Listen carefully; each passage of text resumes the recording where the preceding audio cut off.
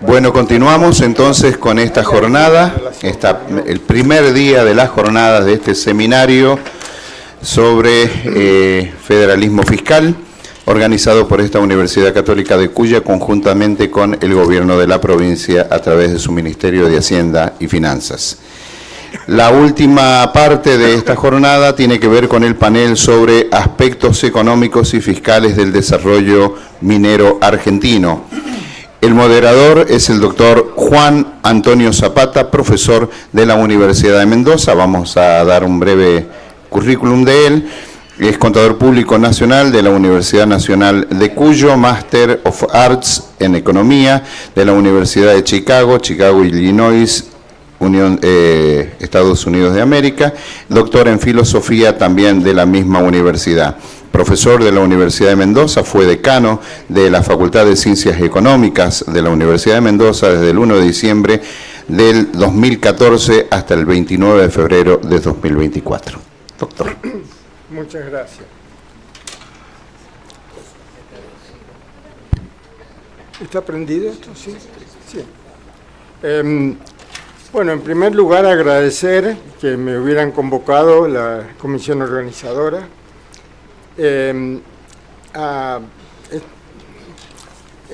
Primero hablamos sobre la posibilidad que hubiera geólogos en la presentación de este seminario, y así lo acordamos, y que yo los coordinara en esta presentación, y quería hacer una pequeña reflexión sobre San Juan y luego entramos en el tema.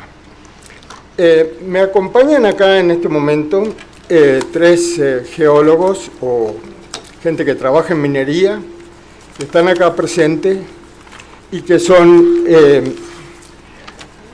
Ricardo Martínez, que está acá a mi izquierda, Alfredo Sánchez Moreno, que está acá a mi derecha, y Roberto Lencina. Pero la reflexión sobre San Juan es cómo cambió San Juan, cómo ha cambiado San Juan. Mi primer contacto profesional con San Juan fue con motivo de la evaluación del dique de Uyum, allá por los años 1970, 1969, en que un profesor mío de la Universidad de Chicago, Arnold Harberger, fue convocado como experto en evaluación de proyectos a hacer la evaluación del dique de Uyum, y lo convocó a dos alumnos del doctorado en la Universidad de Chicago, uno Lucio Reca y el otro fui yo. Y vine a San Juan con ellos en aquella época. Y evaluamos el dique de Uyum, que no existía. Y entonces había que hacer una evaluación económica, porque había un problema de agua. La provincia de San Juan era básicamente agrícola, y básicamente una agricultura basada en el riego, vid, olivos y otras legumbres. Y tenía en ese momento la posibilidad de construir el dique de Uyum. Bueno, hicimos una evaluación, y esa evaluación el profesor Harberger después, la metodología que usamos, la dio en sus clases de la Universidad de Chicago y en sus clases de la Universidad de California en Los Ángeles, sobre el dique de Uyum, y lo publicó en un libro de su autoría, y un capítulo es este tema de la evaluación del dique de Uyum en San Juan, por Arnold Harberger, Lucio Reca y Juan Antonio Zapata. Ese fue mi primer contacto. Segundo contacto importante para mí fue con Bernardo Zacalic, que fue quien ejecutó la obra de Uyum y tuvo un papel muy importante en San Juan. Bernardo Zacalic era geólogo, pero se dedicaba al tema de la evaluación de proyectos y a impulsar los proyectos de riego, y hicimos un convenio con la Universidad de Cuyo en ese momento y armamos un equipo que venía permanentemente a asesorar a Bernardo Zacalic, de cuya memoria me acuerdo mucho, con mucho respeto, hizo mucho por San Juan. Y después, quien nos asesoraba la parte agrícola era Jorge Luis Lona, que era director del INTA, pero tiene una particularidad. Lona es de familia de Mendoza, y todos los domingos... Tío mío, hermano de mi mamá. Jorge... Bueno, sí. Bueno, la cuestión es que Jorge Lona iba por mi casa los domingos a la noche, porque él visitaba a su familia, él estaba en San Juan en el INTA, visitaba a su familia en Mendoza, y caía por mi casa los domingos a la noche para hablar de Uyum. Y hablé con él muchos domingos, que él pasaba por ahí y después se venía a San Juan nuevamente. Pero Lona después se dedicó a sacerdote, sentí una vocación, llegó a obispo, y entiendo que arzobispo hizo un papel importantísimo. Y fue profesor en esta universidad. La cosa es que esa fue mi experiencia con San Juan, y además Zacalic vivía con el deseo de desarrollar otras zonas de San Juan importantes, y nos convocó para ir a Rodeo en el norte, digamos, a San Juan, y ver qué se podía hacer allí en el río Háchal, y ver un poco. Bueno, ahí terminó, y yo me dediqué después a otras cosas, pero después me sorprendí de ver el desarrollo minero que ha alcanzado San Juan. Algo conozco de la historia, pero conocen mucho más de la historia los tres profesionales que me acompañan. Así que vamos a pasar a que ellos hablen ahora. Creo que no me quedó nada más por mencionar. Y San Juan se transformó totalmente, y empezó la minería a adquirir un papel cada vez más importante. Bueno, yo dirijo un pequeño grupo de reflexión que tenemos, que le llamamos el Bermud, donde convoco a economistas, abogados, y empecé a convocar a geólogos, porque nos dábamos cuenta de que era importante cada día más la geología. El primer convocado como geólogo acá fue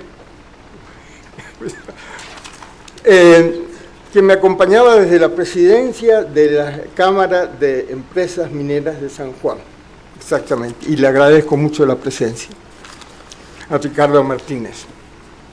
Y voy a hablar un poquitito de cada uno de ellos, pero muy breve.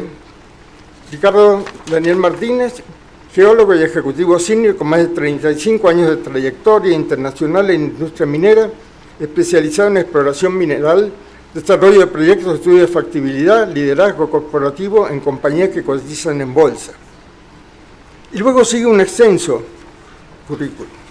Y acá me acompaña también, por encargo de la provincia de San Juan, Alfredo Sánchez Moreno, que es colega contador, pero él se especializa en finanzas, impuestos, gestión corporativa, en firmas de consultoría de primer lugar y a compañías multinacionales, y que se desempeña como gerente de una importante empresa minera acá en San Juan, Los Azules. Y me acompaña también Roberto Lencina, tucumano, profesor de la Universidad de Tucumán, geólogo de primer nivel, con mucha experiencia en distintas empresas y lugares, pero una característica que me llamó la atención. Él trata con los pueblos originarios que están en zonas de minería, y se destaca mucho por eso que hace en ese tipo de actividad que él la va a desarrollar con más detalle que yo puedo en este momento. Así que empezamos con los geólogos. En primer lugar, acá mi amigo Ricardo Daniel Martínez, y tienen 20 minutos cada uno de ustedes. Yo ya usé mi tiempo. Muy bien. Muchas gracias, buenas tardes. Como siempre, muy agradecido al personal directivo de la universidad, que siempre está atento y nos convoca y nos ayuda a que la palabra de los técnicos, de los geólogos, de los ingenieros, podamos disertar en algunos momentos, y también, ¿por qué no?, lo fundamental, dar clases a veces para un grupo muy selecto de maestrandos y de gente que se acerca a las distintas diplomaturas, que con mucho tino la Universidad Católica siempre está diseminando conocimientos respecto de la minería y de todo lo asociado al desarrollo minero, desde la parte técnica, la parte social, la parte ambiental y fundamentalmente la integración del conocimiento, que es lo que tanto nos hace falta en todos los campos de la Argentina para que podamos tener un mejor país. Voy a pedir dos disculpas. Primero, mencionaron aquí a un directo ex profesor, don Bernardo Zacalic, que no solamente hizo mucho por el dique y por el riego de San Juan, sino que hizo mucho en la formación de muchos de los geólogos de de mi edad y más grandes, y algunos más chicos, y que realmente fue un impulsor del conocimiento técnico de una de las aplicaciones fundamentales, quizás menos conocida de la geología, que es la hidrogeología y la aplicación a las obras civiles. Era un experto tanto en ese tipo de desarrollo social económico como también en una parte de la geología que es la geotecnia, que es la rama más ingenieril de la geología. Y la segunda disculpa es para la casa donde estoy, porque voy a tomarme la atribución de, además de hablar de algo de geología y de minería, voy a hablar de factores y de números de una proyección económica que no la he hecho yo solo, la hemos hecho en conjunto con gente de la Cámara Minera y con mucho trabajo de muchas empresas que contribuyen al conocimiento que tenemos hoy de muchos de los proyectos que están yendo adelante, y les quiero presentar la perspectiva de lo que llamamos la era del cobre. En una actualización reciente, tengo que ser honesto, ayudado por la inteligencia artificial en alguna forma de la presentación, pero con mucho conocimiento que viene desde las empresas que están atrás de esos proyectos. En principio vamos a hablar entonces de qué es la minería y cómo se desarrolla la minería muy rápidamente. Hay un gráfico internacional que desde hace muchos años nos enseña a todos los que estamos en este ambiente a medir en qué etapa y en qué grado de desarrollo nos encontramos en cualquier tipo de proyecto, que se llama la curva de Lassonde. Lassonde es una persona ya de bastantes años, pero que aún vive, que es dueño de una compañía de regalías mineras. Se inició en los mercados de valores, que son los que financian la exploración minera en el mundo, especulando, hay que decirlo con todas las palabras, porque las bolsas de valores son para eso, para la especulación financiera, pero obviamente una especulación muy informada y muy asertiva de cuál es la etapa y cuál es el grado de riesgo que tiene la minería. En la parte superior del gráfico vemos unas letritas que espero que se puedan leer, ¿sí? Donde aumenta el riesgo a medida o disminuye el riesgo a medida que vamos hacia la derecha. Lo más riesgoso comienza en la etapa donde se tiene un concepto inicial de lo que es la prospección minera, luego pasa a la exploración minera. No se preocupen que viene otro slide que está en español. Así que, pero básicamente es tomen en cuenta el ciclo de la vida de un proyecto y cómo empieza muy chato, con poca inversión, va subiendo la inversión, pero va consiguiendo resultados que van disminuyendo el riesgo, pero van acrecentando la especulación por el descubrimiento, hasta que llegamos al tope de esa primera parte de la curva que marca el lugar o el momento donde se encuentra el capital y la oportunidad y el conocimiento para poder publicar lo que se llama un descubrimiento. En esa parte de la curva ascendente vivimos, sufrimos, morimos, volvemos a nacer, volvemos a sufrir, volvemos a tener éxito a veces, muy poquitas, 1000 prospectos, es decir, 1000 proyectos que empiezan un ciclo de vida, llegan a ser 100 proyectos, esto es estadística mundial, y llega uno allá arriba a ser una mina productiva. Gracias a Dios, y esto hay que decir que es así, y especialmente en esta casa, en la Argentina, porque la exploración minera vino siempre retardada por algún tipo de interferencia nacional, no vamos a hablar de política, pero desde los 40, todo era estratégico y todo había que protegerlo de esos fantasmas que era del capital internacional que podía venir a llevarse lo que teníamos guardado para... Mientras tanto se llevaron un montón de cosas, desde los fósiles, monumentos históricos y granos y aceites, por toda la vida se lo llevaron consorcios internacionales, la carne, los cueros, todo se lo llevaron afuera. Pero de esa forma nació la Argentina y por esa forma creció la Argentina, pero de alguna manera tuvimos excluido al sector minero de esa explotación internacional que hoy, a partir de los 90 empezó y que hoy está dando los frutos, que cada día vemos con mejor precisión y con mejor desarrollo y que Dios quiera nos den fundamentalmente el potencial para que se integre al capital social de la Argentina.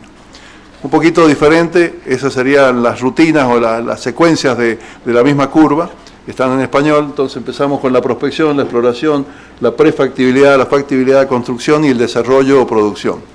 Faltaría ahí un pequeño cuadro que debería ser una línea, que es el cierre de la mina, porque las minas se empiezan a cerrar cuando se empiezan a abrir.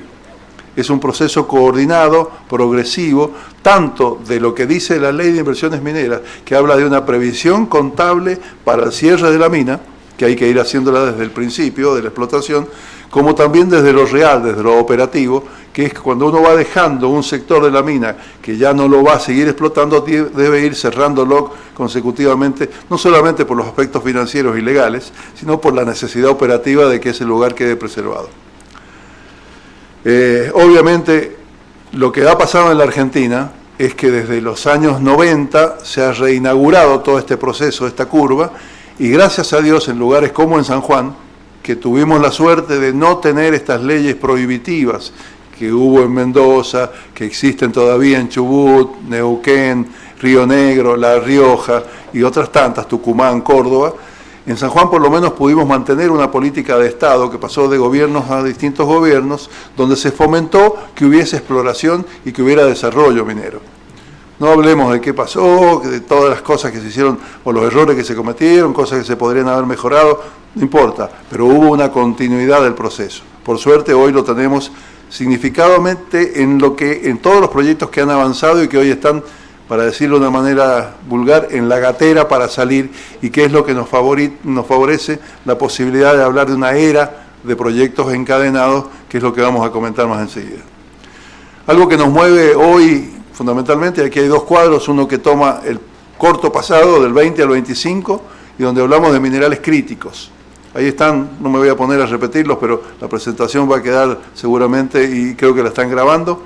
Los minerales críticos han sido la aparición de algo que la comunidad internacional, el sector industrial, se dio cuenta que estaba postergando en su definición, y empezaron a hablar hace varios años de la criticidad de algunos elementos que no solamente se pueden acabar porque no son renovables, ninguno de ellos, sino que hay que darle mucho interés porque estaban siendo cada vez más útiles para el desarrollo industrial. Y ahí también está lo que va a pasar de acá al 2050, se especula que va a pasar, y cuáles minerales están en rojo, son los más críticos, por escasez y por riesgo de supply, es decir, de provisión, y por básicamente, porque eso es una curva, básicamente una ley económica, todo lo que esté más arriba y a la derecha va a ser más caro. Entonces hay una especulación financiera, hay una especulación política, Mr. Trump y Mr. Jinping han estado hablando de esto, en sus recientes, estoy seguro que ha sido una de las temáticas fundamentales de sus últimos encuentros, porque el mundo se debate hoy en una escasez de elementos que son vitales para nuestro desarrollo. No hay IA si no hay cobre, no hay IA si no hay tierras raras, si no hay desarrollos energéticos que produzcan energía lo más barato posible. Así que ojo con eso, que es el mundo al cual nos enfrentamos. Veo muchos jóvenes acá. Es el mundo que van a tener no solamente ustedes, sino el mundo que van a heredar sus hijos. Así que hay que cuidarse mucho de esa situación. Y sobre nuestro metal preferido, el más de actualidad económica y de actualidad de prensa, los geólogos venimos hablando y haciendo mucho por el cobre y por el oro y por la plata hace muchos años en la Argentina. Pero bueno, por suerte hoy el cobre y el litio, por esto de la electromovilidad, han adquirido una popularidad que nos encanta y nos surte de la aceptación social que está teniendo el desarrollo de esta electromovilidad basada en algo que era lógico y que todo el mundo lo sabía, pero muchos no lo querían ver, que es que el desarrollo de un mundo verde necesita prioritariamente la minería, para los teléfonos, para la computadora, para los cables, para todo lo que es la síntesis del conocimiento humano, que por más que haya inteligencia artificial, va a seguir necesitando todo eso, incluso cada vez más. Y hay un cuadro muy importante, fíjense, eso toma desde el nacimiento de la civilización hasta el año 2020 en un cuadro azul, y dice ahí que se han consumido 700 millones de toneladas métricas de cobre. Lo que dicen, y ya no son alegorías, son elementos fácticos, lo que se va a consumir en cobre desde el 2020 al 2050 es exactamente la misma cantidad. Y lo peor es que la mayor parte de los yacimientos de cobre que estaban cerca de la superficie, que tenían mejores leyes, que tenían mejor aprovechamiento económico, ya se explotaron. Y a pesar de que el cobre se puede aprovechar de lo que se llama scrap, que es el cobre reciclado, no alcanza. Y al cobre se lo ha querido reemplazar con el aluminio, con la fibra óptica, con un montón de componentes artificiales, y no se ha podido suplantar el poder de transmisión, la economía y obviamente la durabilidad. Por lo tanto, Aquí viene lo que vamos a hablar enseguida. Sector minero argentino, y es una definición muy concreta, es una industria moderna básicamente, porque nació en los 90, nació la ley de inversiones y a los pocos años nació la ley de preservación ambiental asociada a la minería. Fue la primera ley de preservación ambiental para una industria. O sea que nacimos con los controles que corresponden, por lo cual podemos cometer errores, pueden haber accidentes, pero al menos es la industria más regulada del sector industrial desde lo ambiental. Tradicionalmente la minería era minería de rocas no metalíferos y minerales industriales, cales, yesos, bentonitas, cementos, etcétera. Y a partir de los 90, de la Ley de Inversiones Mineras del 93, comenzó a desarrollarse este tema de las inversiones en metalíferos, básicamente oro y plata en la Argentina y un poco de cobre. Las últimas décadas apareció esta famosa referencia y el aprovechamiento industrial del litio y nos convertimos en referencia mundial del mercado del litio a pesar de sus vaivenes económicos. La gran oportunidad hoy viene de la mano del cobre y aquí me hice una notita para no olvidarme. Dice Alumbrera y Perú. ¿Qué tienen en común Alumbrera y Perú? Están en elecciones, no se sabe quién ganó todavía, pero hay algo notable. Alumbrera abrió en el año 97. Alumbrera producía o iba a producir cerca de 400.000 toneladas de cobre anuales. Las produjo en algunos años, otros años poco menos, un poco más. Pero ¿por qué está Perú presente en esta reunión hablando de Alumbrera? Cuando nació Alumbrera, ese mismo año, la producción de cobre de Perú eran 400.000 toneladas, exactamente lo mismo de Argentina. Hoy Argentina produce 0, vamos a producir, si Dios quiere, muy pronto. Alumbrera va a volver a producir muy pronto, gracias al trabajo de Roberto y de otros profesionales de la región. Pero Perú se convirtió en este mismo plazo en el segundo productor de cobre del mundo. Y no lo digo peyorativamente para la Argentina, lo digo como la oportunidad que quiero mostrarles al final de la charla. Podemos ser uno de los principales productores de cobre del mundo si hacemos las cosas bien. ¿Cuántos presidentes tuvo Perú en estos años de distintas líneas políticas, similar a la puja que tienen hoy? Pero ¿saben una pequeña situación? El presidente del Banco Central de Perú ha sido la misma persona. Y lo están cuidando para que siga durando. El oro y la plata siguieron y van a continuar y son elementos asociados a nuestra geología, así que van a estar. Si nosotros hacemos un mapa de prospectos mineros y proyectos mineros de la Argentina, nos aparece eso.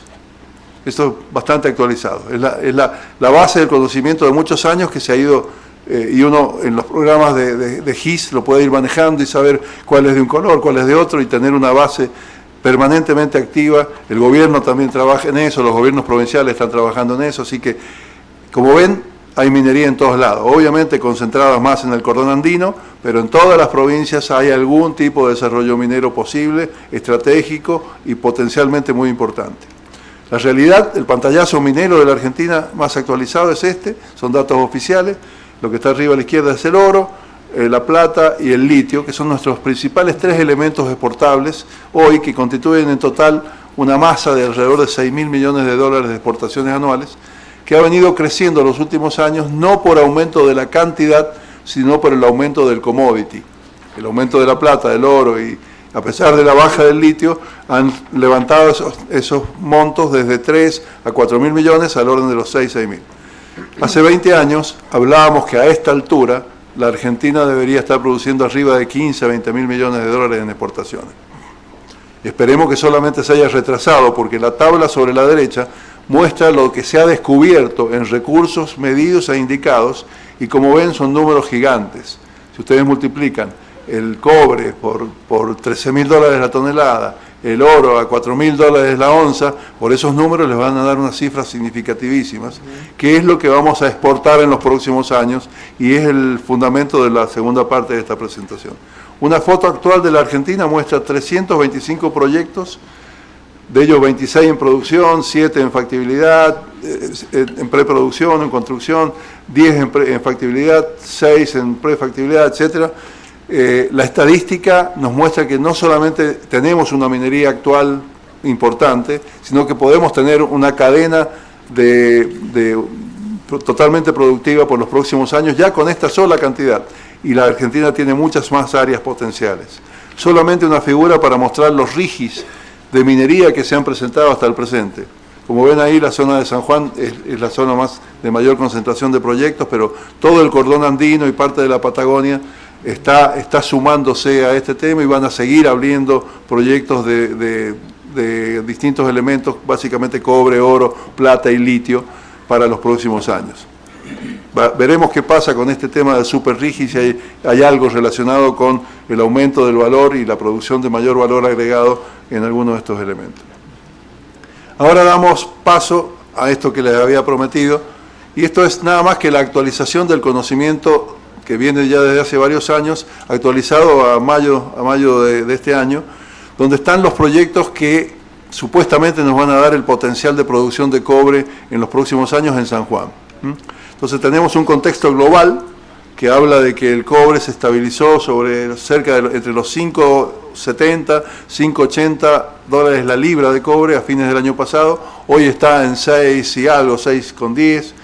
Sabemos que obviamente la potencialidad es que se mantengan esos números, pero todas estas figuras económicas que vamos a ver están hechas con un precio de cobre que está debajo de 5, con el oro en el orden de los 3.500 a 4.000 dólares. O sea, no hemos usado los valores máximos, sino que hemos usado los valores promedio de los últimos 4 o 5 años. Y vemos que obviamente la producción mundial viene decayendo.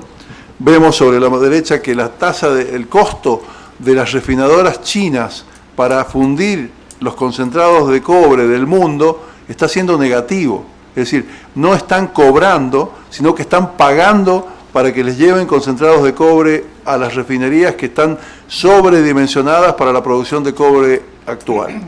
¿Por qué será, no? Por algo nos llevan 5.000 años y pueden planificar. Entonces, por ahí yo escucho, vamos a hacer una refinería de cobre en Argentina, en San Juan, y vamos a tener que competir con los chinos que nos pagan para que le llevemos el concentrado de cobre. Entonces, si logramos esa mejoría, bueno, en buena hora, pero no podemos inventar la economía, y ustedes lo saben mejor que nadie. ¿Qué quiero decir con esto? El cobre es el corazón de la transición energética y está en amplia demanda muy por encima de la producción actual.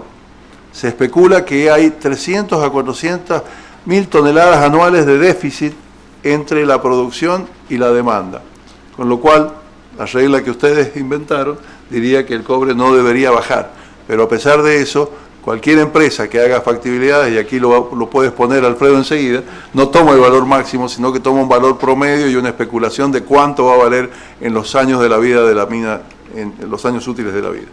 Algo que es más atinente a lo mío, y por eso pedí disculpas, ahora hablo ya un poco más de geología. Argentina es una provincia de clase mundial metalogénica relacionada al cobre. Esto es una definición de lo que mucha gente popularmente dice, y los chilenos no pueden haberse quedado con todo. Es cierto, la cordillera tiene dos flancos, normalmente la cordillera es más vieja hacia el lado argentino que lo que es del lado chileno, pero varios de los cinturones productivos serpentean y pasan de un lado al otro en el límite. Entonces tenemos cobre desde Jujuy, desde el Cerro Zapaleri hasta prácticamente el estrecho de Beagle, o el canal de Beagle, en distintas proporciones y en distintas situaciones geológicas, distintas edades y todo eso. Lo que pasó es lo que dije al principio. Chile nos lleva 30 o 40 años de estabilidad y de cultura minera insertada. El decreto ley 600, que fue promulgado por el general Pinochet, sigue en efecto y ha tenido mínimas diferencias de aplicación desde aquellas épocas hasta ahora. Ahí tienen una respuesta de por qué se desarrolla cobre en Chile y por qué no se desarrolló en la Argentina, donde tuvimos vaivenes y virajes de todo tipo. Chile exporta casi 60.000 millones de dólares, fundamentalmente, su gran mayoría, más del 90% de cobre. Y la mayor parte de ese cobre hoy sale como concentrado, no como cátodo de cobre. Hay solamente una porción de eso que es cátodo de cobre que se utiliza directamente en la industria. Los estudios geológicos de las distintas fajas geológicas que atraviesan la Argentina y fundamentalmente que llegan a San Juan, nos dicen que en San Juan hay un potencial de 240 millones de toneladas de cobre contenido, de los cuales estamos hablando de 100, 115 en los proyectos que estamos hablando, o sea que queda otra mitad por encima de lo que se ha identificado hasta ahora, teóricamente que podemos llegar a descubrir en los próximos años. Y créanme, hay 250 estudiantes de geología en primer año este año. Cuando nosotros entrábamos éramos 20 o 15 aspirantes, de los cuales al segundo año pasábamos 4 o 5. Entonces hay talento y hay generación de recursos humanos para que eso se encuentre, Dios quiera, más rápido y que sigan encontrando más, ¿no? Esta básicamente, ya hablando específicamente de San Juan, y vamos a hacer un saltito aquí para ir directamente a los proyectos, para no demorarnos mucho. José María, Los Azules, Pachón, Altar, Filo del Sol y Lunahuasi son las 6 figuras, ya no diría especulativas, porque estamos hablando de recursos y de reservas, es decir, mineral que ya está encontrado y que solamente debe ser terminado de factibilizar, es decir, poner todas las componentes técnico-económicas que hacen que un proyecto tenga bancabilidad, es decir, que sea un proyecto económico. ¿Tembló? ¿O alguien se cayó por los números? Los números. Son muchos proyectos y varios años de trabajo que han acumulado estos recursos, muchísima inversión. Un metro de sondaje, que puede ser positivo o negativo, puede llegar a valer hoy, a valores actuales, entre $1.500 a $1.800. Con lo cual, cuando uno dice, este proyecto lleva perforado 150.000 metros, es una cifra muy significativa de inversión que se hace a total riesgo y que en la mayor parte de los proyectos hasta ahora ha sido financiado por los mercados bursátiles del mundo. Hay muy poquitos inversores actuales, nuevos, diría recientes, recién llegados, de orden nacional en nuestra minería. Y la mayoría está apalancado por mercados bursátiles. Es muy poco el dinero genuino de bolsillo que se invierte en la minería, especialmente en las partes iniciales de la curva. Y no lo vamos a cambiar. Y no lo vamos a cambiar en la Argentina mientras haya 2 cosechas de soja por año. Tengamos eso claro. Proyectos, estos son detalles que seguramente pueden ver después en la presentación, pero básicamente voy nombrando los proyectos en función de su temporalidad y su posibilidad de estar más cerca en el grado de desarrollo. José María está ya con todos los permisos adjudicados en una etapa de preconstrucción o de construcción inicial. Los Azules también está ya con los permisos asociados permitidos. Después viene Pachón, Altar, Filo del Sol, Lunahuasi. Pero fundamentalmente lo que quiero dejar muy claro en esta presentación es que todos estos proyectos tienen una historia atrás y varios cientos de millones de dólares de inversión cada uno. Y que van a llegar a producir, Dios quiera, a partir del 2030, 2031, 2032, y que recién van a revertir su curva, es decir, recién van a empezar a estar, después de unos 2 o 3 o 4 o 5 años, en azul. Van a seguir estando en rojo todos esos años.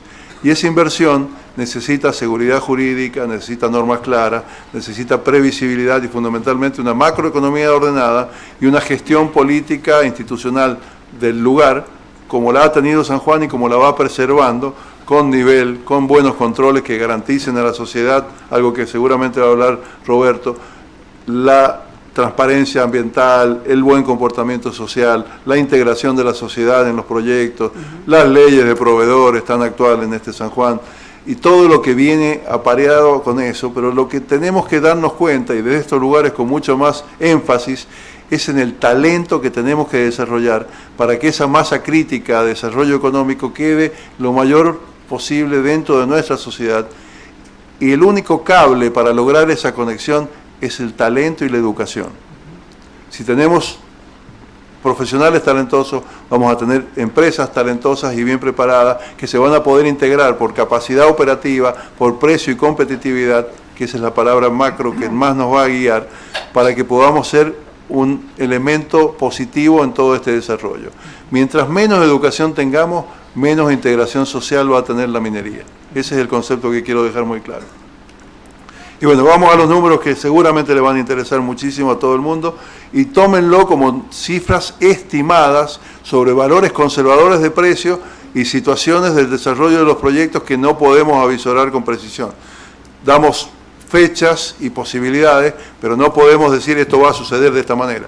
Pero estos son los números o orden de magnitud de números que hoy tenemos en nuestra economía para el desarrollo de lo que tenemos que hacer en los próximos años. Si esos 6 pórfidos se desarrollasen en los próximos 15 años como proyectos de construcción real, tendríamos una inversión de CAPEX, es decir, de capital de inversión, para que esos proyectos produzcan del orden de $30.000 millones de dólares. ¿Ok? De acuerdo al precio del cobre y de los elementos asociados como el oro y la plata y el molibdeno, que le pongamos, pero con valores conservadores actuales, andaríamos entre los 37.000 y 42.000 millones de dólares de producción, que es totalmente exportable. Esos son dólares que vendrán a la Argentina, o euros, o yens, o yuans, lo que sea, pero que van a ingresar en nuestra economía productiva. No quiero decir la cifra de lo que eso suma a través de 40 años de desarrollo. Ustedes ahí lo tienen. Es un número que lo tenemos que poner en billones porque si no nos caben los ceros. Pero fundamentalmente el número que más importa es que se especula que hay una generación de empleo directo, permanente y creciente de 25 a 30.000 personas en San Juan. Esas 25 a 30.000 personas no son peones de pala y pico. Hoy los empleados mineros son desde doctores PhD de alguna disciplina técnica, económica o legal, hasta un alumno terciario con preparación y con un mínimo entrenamiento que puede manejar cualquier tipo de maquinaria. La mayor parte de las maquinarias mineras hoy están yendo hacia lo autónomo, es decir, no va a haber choferes de camiones, no va a haber choferes de pala ni de retroexcavadora, van a ser en lo posible todas autónomas, y si es minería subterránea van a ser todas autónomas por cuestiones de seguridad. Entonces tenemos que ir a esa generación de talento para atender esa demanda impresionante que no es de medio pelo, es de muy alta capacidad. ¿Ok? Obviamente ahí hay una figuración, ¿qué pasa si los precios varían, mejoran? ¿Qué puede pasar? Y bueno, van a aumentar estas cifras, pero fundamentalmente nos quedemos con los números conservadores que estamos hablando. ¿Qué pasa? Porque hay que mirar el otro lado de la balanza. ¿Qué pasa en San Juan cuando tengamos ese nivel de exportaciones? ¿Cuánto de eso se puede integrar en valor institucional, valor económico y valor social local? Y si hay educación y si hay empresas preparadas, la mayor parte. Normalmente se habla de un 38 al 45%, que ese gasto es siempre y permanente en la provincia. Después que pasa la etapa de construcción, donde se importan equipos que no se fabrican en el país, ese porcentaje aumenta significativamente. Entonces ahí hay multiplicadores, y me voy a acercar porque no los alcanzo a ver, pero fundamentalmente San Juan andaría en el orden de 1.020 a 1.200 millones de dólares normalmente de exportaciones mineras iniciales, actuales, que pasarían al orden de 37.000 en 15 o 20 años. Hay otras figuras que son mucho más importantes, hay algunas personas del gobierno provincial, 3.760 millones de regalías anuales. ¿Se imagina lo que podría pasar en San Juan con ese nivel de fondos fiduciarios garantizando todos los otros proyectos productivos? O algún tipo de esa mecánica que es tan normal en cualquier lugar del mundo, mientras más bajas las tasas, con mejores oportunidades seguro, y con seguridad jurídica, porque la producción no se para. Si el precio del cobre o del oro baja, la mina no para. Le pasó a Lumbrera, le pasó a Veladero, le pasó a muchos proyectos. Los proyectos no se pueden poner en marcha o se pueden sintonizar de acuerdo a un valor de un commodity puntual. Por eso hay que ser tan cuidadoso cuando se hace la factibilidad. Tenemos toda la parte positiva, el marco regulatorio, el RIGI, qué pasaba acá en rojo sobre la izquierda, qué pasa con un proyecto y sus cifras sin RIGI, y ese mismo proyecto llevado con RIGI. Seguramente Alfredo va a dar, no nos vamos a detener en esto, pero es un mundo de diferencia y es un mundo desde lo institucional y legal también, no solamente lo económico. La ley de glaciares, lo que pasó recientemente y que ha sido muy importante para el desarrollo, para desandar un camino de prohibiciones que hemos tenido desde 2010 y que nos ha costado muchísima dilación en todos los proyectos y muchos gastos asociados que por suerte se han hecho y se han llevado adelante para justificar y para certificar que no ha habido ni habrá ningún tipo de impacto negativo en cualquier tipo de figura glacial activa que contribuya al sistema hídrico. Por último, y como condiciones clave y como lo importante de esta charla que quiero que se lleven, es que el momento es único y es histórico. No nos podemos hacer los pavos y decir, no, esto puede pasar. No, va a pasar porque lo tenemos que seguir empujando y porque los gobiernos tienen la decisión fáctica de que suceda. y la sociedad lo va también a empujar. La escala supera todo lo que se pensaba. Si a mí me hubieran puesto esta presentación, un ovni, hace 30 años, yo no les creía. Y créanme que yo y mis colegas éramos de los más optimistas. Para ser geólogo hay que ser optimista. Los 3 marcos regulatorios importantes son muy, muy importantes y están todos habilitados. El RIGI obviamente impacta desde el CAPEX a todo el valor productivo por toda la vida de la mina y es una seguridad jurídica.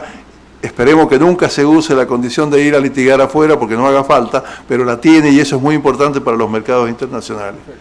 El potencial descubierto triplica lo conocido, lo repito. Y el ecosistema que favorece todos estos desarrollos, desde el empleado, desde la universidad generando mayor capacitación, desde las empresas locales, más de 3.000 empresas locales generadas en los últimos 20 años, el ecosistema existe. Lo que hay que hacer es potenciarlo, generarle condiciones macroeconómicas y microeconómicas que los apoyen para que puedan seguir creciendo y tomando más personal, incorporando mayor tecnología y fundamentalmente haciendo un mapeo de los riesgos, porque en estas actividades el mapeo de los riesgos y el mirar así por encima del horizonte es lo que todo el mundo ha hecho y va a seguir haciendo para preservar la calidad institucional y la calidad económica de los proyectos. Esos son todos los hechos que han venido favoreciendo todo este desarrollo y es como la suerte. La suerte en la minería existe, pero normalmente aparece cuando uno está trabajando bien temprano y cuando ha hecho bien las cosas y ha tenido la visión de incorporar todo lo que debería incorporar previo a hacer el desarrollo. Entonces, generemos la suerte para San Juan de que esto sea una realidad. El cobre que el mundo necesita lo tiene la provincia, lo puede producir, ahí están las cifras. Y fundamentalmente este es el San Juan y esta es la Argentina, que desde la humilde opinión de un geólogo les puedo sintetizar que todo el mundo lo precisa y lo necesita y lo quiere. Ahí está la producción del año pasado de cobre mundial. La cifra que está en celeste arriba puede ser la Argentina, dentro de unos 10, 15 años. Y la cifra que está en amarillo puede ser San Juan, dentro de esa clasificación. Créanme que estamos convencidos que puede ser. Ayúdennos a que suceda. Muchas gracias.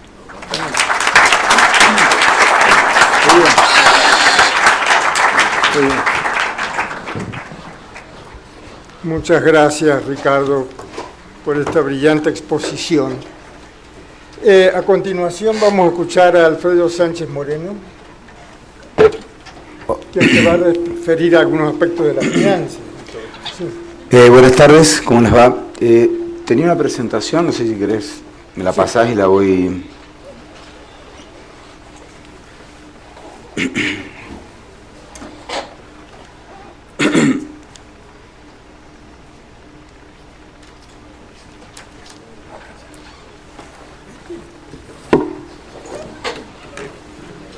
A ver.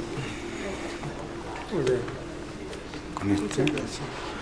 Bueno, yo voy a pasar algunos slides que tenía que replican un poco lo que ya Ricardo les mostró y me voy a focalizar un poco en la experiencia de lo que es el RIGI, o en mi experiencia que partió de la Ley de Inversiones Minera, en el primer desarrollo minero que yo viví del lado de un contador y lo que es ahora, ¿no? Y sí voy a hacer referencia, aunque sin entrar en cuestiones políticas, la importancia que tiene la política y tal vez la suerte que dice Ricardo tiene algunas características y realmente a veces existe, ¿no?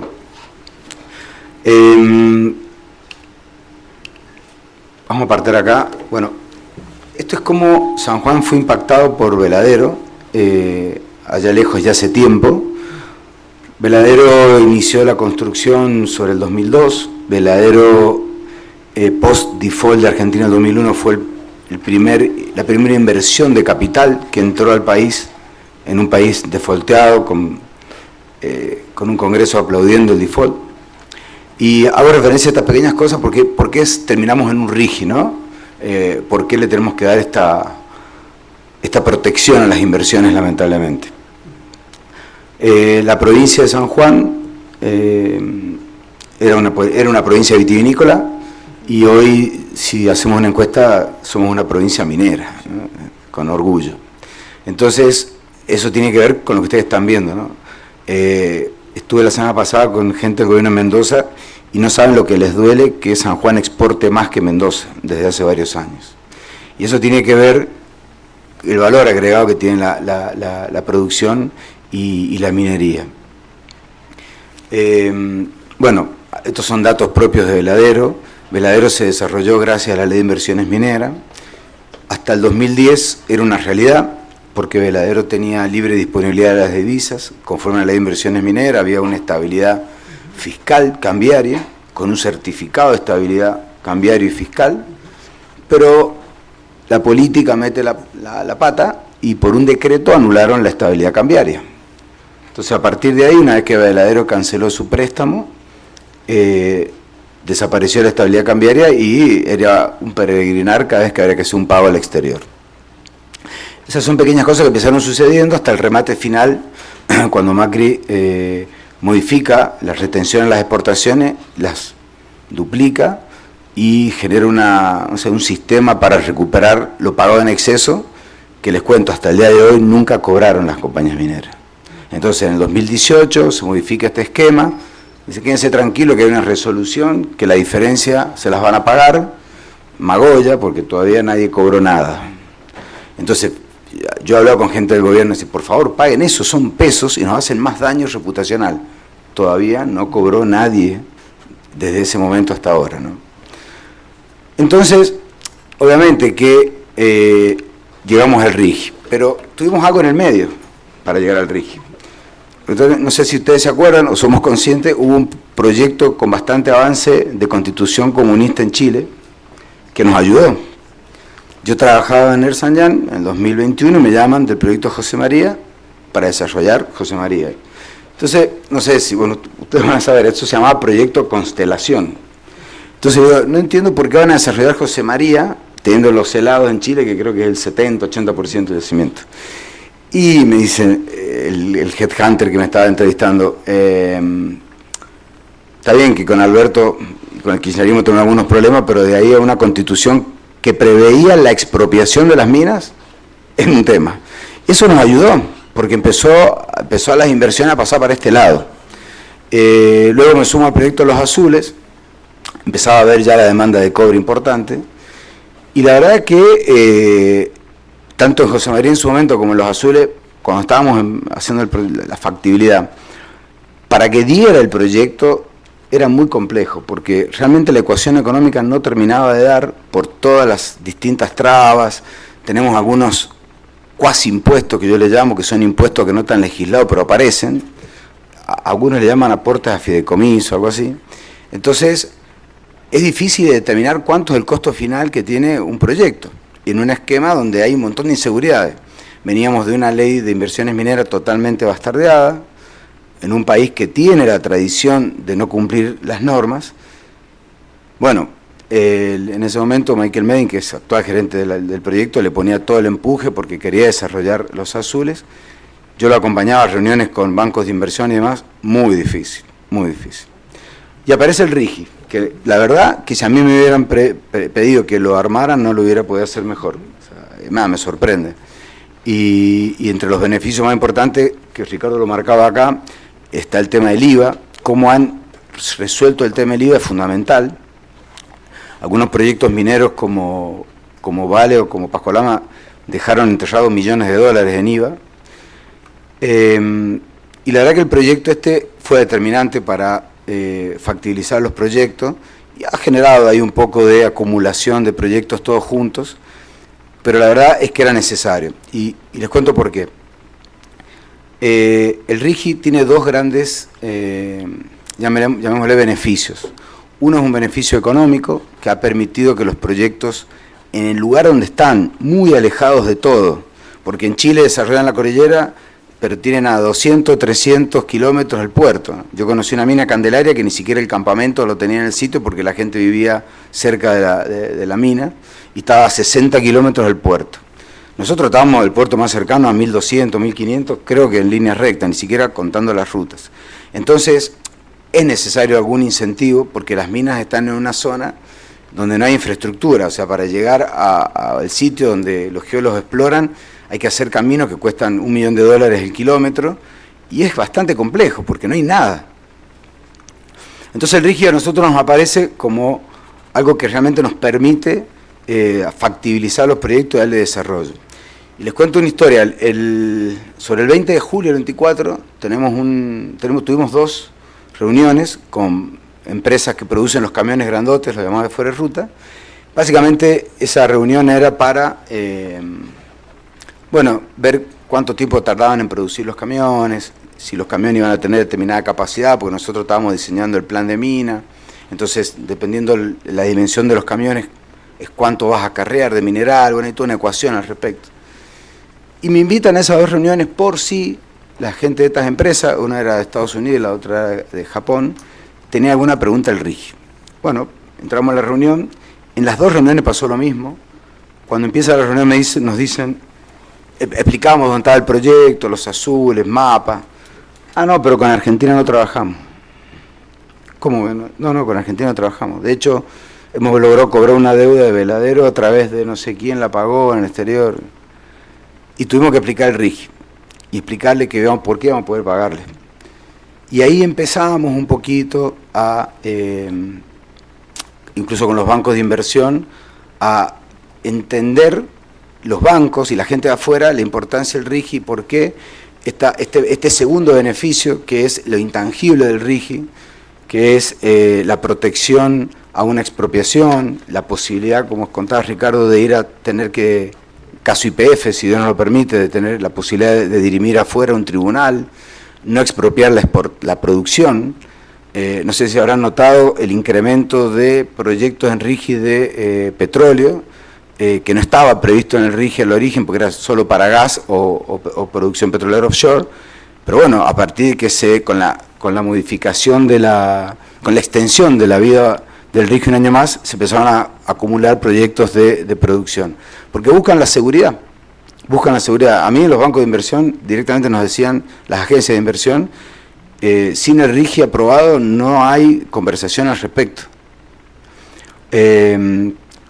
Entonces, el intangible del RIGI ha sido determinante, aunque por ahí no se muestra mucho, porque claro, es más fácil ver los números. Ahora yo les voy a mostrar una comparación de la carga tributaria, pero el intangible del RIGI es muy importante. Y habla un poco de nosotros como país, cómo tenemos que tener una conducta distinta, por lo menos en lo que son las reglas de juego, para que las inversiones de esta característica tengan posibilidad en el futuro. Ustedes no pierdan nunca de vista, la cordillera nuestra está en zonas muy inhóspitas, muy alejadas de todo, de la energía, de los pueblos. Cualquier cuestión de salud es todo un desarrollo, traer a una persona hacia la ciudad para que la atiendan o hacia algún puesto o un hospital cercano, ni hablar si tengo que traer insumos, llevarlos hasta la cordillera, estamos muy lejos. Entonces necesitas tener seguridad y las inversiones son a largo plazo. Con el equipo de Deloitte, que es una consultora, hicimos un análisis sobre cómo modificaba la carga tributaria. Esto es un ejercicio más complejo, yo tomé solo una parte que es un comparable sobre la carga tributaria sobre un margen bruto del 40%. Chile y Perú tienen composición tributaria distinta, entonces no se comportan igual que Argentina, si ese margen bruto sube o baja. Digamos que son más eficientes por ahí, a medida que sube el margen bruto aumenta la carga tributaria, a medida que baja disminuye. Argentina no, porque tiene impuestos como los derechos de la exportación, que no importa si ganás o perdés, igual hay que pagarlo. Pero fíjense este caso, cómo el RIGI modificó sustancialmente la ecuación económica de la carga tributaria y dejó a Chile y Perú mal parado. Aclaro algo, el desarrollo de Chile, no conozco el de Perú, se produjo con un impuesto a las ganancias del 17%. Luego, ¿no?, si bien se han mantenido algunas reglas, fueron agregando cargas tributarias, una grande fue con el último terremoto y demás, hubo esa tendencia, ¿no?, como había una super ganancia, aumentar la carga tributaria y ha atentado contra el proyecto, contra los proyectos nuevos, y por eso Chile tiene un envejecimiento en su industria minera que hoy los está preocupando. Si leen los diarios, están bastante preocupados con el desarrollo o con el impacto del RIGI, y ellos están diciendo, che, nosotros también necesitamos un RIGI en Chile para volver a tomar impulso. Bueno, acá esto es un ejercicio teórico y fíjense cómo el RIGI baja la carga tributaria fuertemente en un proyecto minero, aún incluyendo impuestos provinciales de Argentina versus nuestros principales competidores. Esto, bueno, esto es un análisis, Ricardo lo mostró recién, pero voy a volver sobre esto porque es muy importante. Hoy o ayer salió publicada la página donde están publicados los RIGI. Hay algunas diferencias con esto porque esto lo tomé de un artículo periodístico de Infobae de esta semana. Creo que en lo que está en la página falta Neuquén, pero está entre 16 y 18 proyectos aprobados y hay 23 en estudio.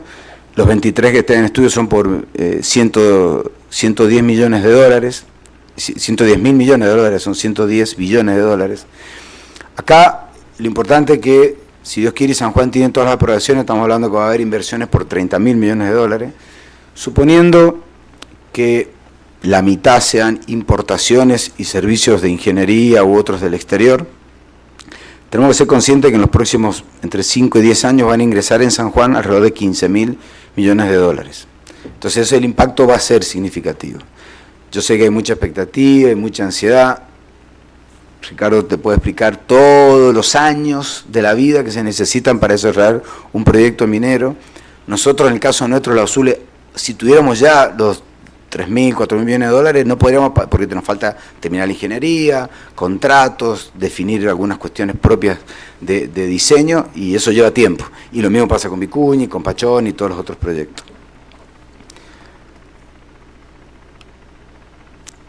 Bueno, entonces, ¿por qué es imprescindible el RIGI en el desarrollo de la minería? Básicamente por estos puntos, ¿no?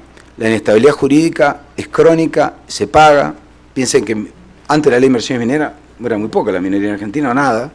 La ley de inversiones mineras habilitó bajo la lumbrera, Veladero y... ¿cómo se llama la del sur, de Santa Cruz?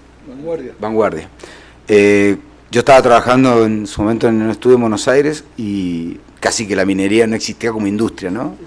Estaba petróleo, banco, seguro, consumo y medios, y la minería no existía. Y me acuerdo que me llaman y me cuentan, mirá el proyecto que van a hacer en San Juan, en tu provincia, era Veladero, ¿no? La inestabilidad ha sido crucial para frenar inversiones o ampliar inversiones. Veladero hoy se amplía gracias al RIGI. En un esquema natural se podría haber ampliado igual. O sea, si no hubiera habido inestabilidad, si no hubiera habido carga tributaria excesiva y demás, necesitaste el RIGI para un proyecto que ya está en ejecución, ampliarlo 10 años más. Bueno, Ricardo estuvo en Gualcamayo, la situación es similar, entonces claramente no nos alcanza el régimen tradicional. Ojo, igual Argentina tiene un tema, ¿no? Creo que no hay industria que no tenga un régimen de promoción salvo el comercio. Todas las industrias necesitan un régimen de promoción específico para desarrollarse. Eso indica que claramente el régimen general no está bien. La geografía, o lo mismo sin infraestructura, si ustedes se ponen a ver los kilómetros de camino que tenemos que hacer, de líneas eléctricas, sin hablar de rutas nacionales o provinciales, estoy hablando de los caminos mineros nada más. Es un desafío que sin un impulso o sin un beneficio económico cuesta muy... O sea, estamos en competencia, nosotros competimos con el costo de una libra de cobre de Chile, de Perú, de una onza de oro, y yo no puedo modificar el precio del commodity. Entonces lo único que yo tengo para mí son los costos. Y después los costos tengo competencia. La competencia local es Chile y Perú, pero tengo después Australia, tengo Estados Unidos, tengo Canadá, tengo África, que está bastante fuerte. Y las restricciones cambiarias. Y acá también hago un punto. Yo tuve 14 años como encargado de impuestos de Barrick, 7 años en Ernst & Young, también en impuestos, 1 año y medio, 2 casi en José María, y después llevo casi 4 en Los Azules. Y muy pocas veces me preguntaron por problemas tributarios, siempre el problema era cambiario, las restricciones cambiarias, el cambio de reglas. A ver, no es tan traumático pagar impuestos a las ganancias como no poder importar un tornillo o no poder pagar un préstamo. Y es increíble cómo eso no es visibilizado a veces por los políticos, porque el daño que se genera en no poder pagar una importación es muy grande.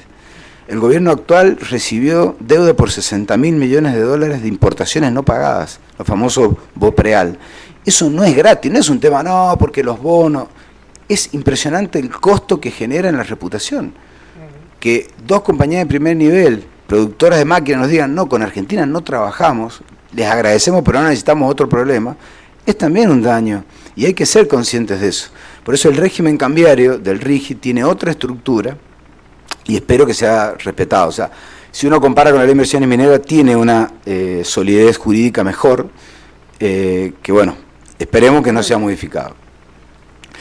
A ver, el argumento central también, realmente es necesario modificar la estructura en que está distribuida la economía en Argentina. El centralismo en La Pampa, no sé si es sustentable o no, pero no debería seguir. Yo creo que hay una obligación de parte de las provincias mineras, por lo menos, de desarrollarse, porque eso responde a una obligación con nuestra gente, con la gente de San Juan, que tienen derecho a tener oportunidades, y también con el resto del país, porque yo le tomo, una provincia rica como la nuestra, con minerales no desarrollados, estoy tomando impuestos vía coparticipación que deberían ser utilizados para otros fines, o tal vez bajar las cargas tributarias, para que no sea la única solución la devaluación. Ustedes piensen que hace 100 años la única, bueno, se ha hablado un poco en la época de los 90, la única medida económica que tenemos central es la devaluación de la moneda. Claro que soluciona toda la devaluación, pero nos licúa las deudas, licúa los sueldos, licúa los ingresos, y no es la única solución. En algún momento alguien tiene que tratar de mejorar la ecuación de lo que son nuestra carga tributaria. No hay forma de modificar la carga tributaria si no hay o mayor desarrollo económico o menor gasto público. Ahora, otro tema importante. Este tipo de regímenes son vistos por varios sectores como un privilegio. No existen los proyectos. Es decir, supongamos que yo tengo una empresa que está trabajando bien, o sea, Aluar, y le doy un beneficio económico y le hago ganar más guita, genera más dividendo para sus accionistas y punto. Bueno, sí, yo pierdo carga tributaria, pierdo recursos y se lo estoy dando a otro sector. Pero los proyectos que estamos hablando, que recién mostró Ricardo, no existen.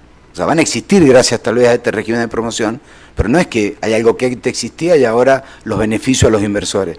Son proyectos que no existen. Y otro tema importante, porque tuvimos una polémica nosotros los medios con respecto al RIGI. El RIGI, estaba recién en un slide, tiene montos mínimos de inversión. Pero esos montos mínimos de inversión los establece la norma para acotar en el tiempo la inversión. Pero ningún régimen de promoción tiene sentido si el proyecto no se termina. O sea, nosotros, el único beneficio que tenemos hoy es el IVA, que es un flor de beneficio, es un excelente beneficio porque yo no tengo que inmovilizar esos recursos y me permite destinarlo a avanzar más rápido en el desarrollo del proyecto. Pero si yo no termino mi proyecto, tengo que devolver ese IVA más intereses. Y todos los regímenes, los beneficios tributarios que recién les mostré, solo existen si termino mi proyecto. Entonces, esta polémica que se generó en los medios no tiene ningún sentido. Ningún proyecto va a usufructuar el RIGI si no se concluye. Si yo no empiezo a producir cobre, no tengo ningún beneficio. Absolutamente ningún beneficio. Incluso el único que tengo lo tengo que devolver. Bueno, esto un poco lo hemos hablado, del círculo virtuoso, es decir, no hay hoy, o sea, 0 más 0 es 0, o sea, no hay un proyecto del cual el RIGI le está quitando recursos a alguien, todo lo contrario. El RIGI genera la posibilidad cierta de que haya inversiones, además, no sé, cuando yo entré a trabajar a Los Azules estaba el proyecto, no había ningún plazo, no había ningún tiempo, no había ningún apuro. En el RIGI yo tengo un cronograma de inversiones presentado que tengo que cumplir, y tengo acotado 30 años. Ese periodo puede cambiar porque hay alguna modificación, porque hay algún inconveniente, ese cronograma se puede adaptar y modificar, pero lo tengo que cumplir.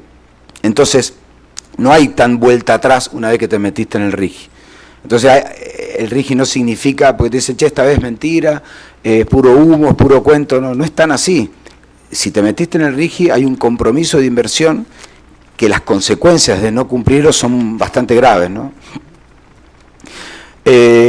Gracias al RIGI se impulsan las decisiones de inversión. Nosotros hoy tenemos un montón de cartas de intención de las agencias de inversión y hoy tenemos la particularidad que todos ahora quieren prestarnos dinero. Pasamos de no querer nadie prestarnos dinero, entonces ahora hay pugna entre la agencia de inversión sueca y la de Finlandia y el Exim Bank, entonces todos quieren contribuir a los proyectos. De hecho, bueno, no sé si están tan enterados, pero hay un montón de empresas que se están instalando en San Juan. Yo me entero porque andábamos buscando un predio y cada vez que conseguimos un predio nos los quita alguien. Entonces, bueno, hay empresas que se está instalando la tercera empresa productora de maquinaria, que es la China, XCMG. Esto es decisiones de inversiones reales. La construcción de estos proyectos va a generar un efecto multiplicador, claramente. Nosotros evaluamos que cada empleo directo es por 3 o por 4, es decir, en nuestro caso estamos hablando de 15.000 y 20.000 empleos durante la construcción, y después eso baja a la mitad, obviamente, porque ya no estás construyendo, pero durante la vida de la mina está lo que se llama sustaining capital, que se sigue construyendo, así que no es que no se construye más nada. Ahora, todo lo que yo voy a pagar, o sea, yo no voy a pagar ingresos brutos a la medida que exporte, ¿estamos de acuerdo? Pero todo el ingreso bruto de mis proveedores lo pago yo. Todos los impuestos de mis proveedores los pagan los proyectos mineros. No es que el proveedor va a pérdida y paga impuestos. Todos los impuestos de los proveedores, directos o indirectos, son trasladados al precio que yo, proyecto minero, voy a pagar. Los 30.000 millones de dólares de inversión comprometidos en el RIGE, si se ejecutan, tienen todo el componente tributario natural y normal que ustedes conocen. Ingresos brutos, tasas municipales, cargas sociales, impuestos a los débitos y créditos, todo, bienes personales, todo lo que ya conocen. Entonces, no es que la minería no pague impuestos, paga muchísimo impuesto. Y para la provincia el beneficio que va a generar, el ingreso bruto que va a generar solo con los proveedores mineros, es mucho mayor que tal vez el impuesto que puede llegar a pagar, no sé, si grabaran las exportaciones de ingreso bruto, con ingreso bruto.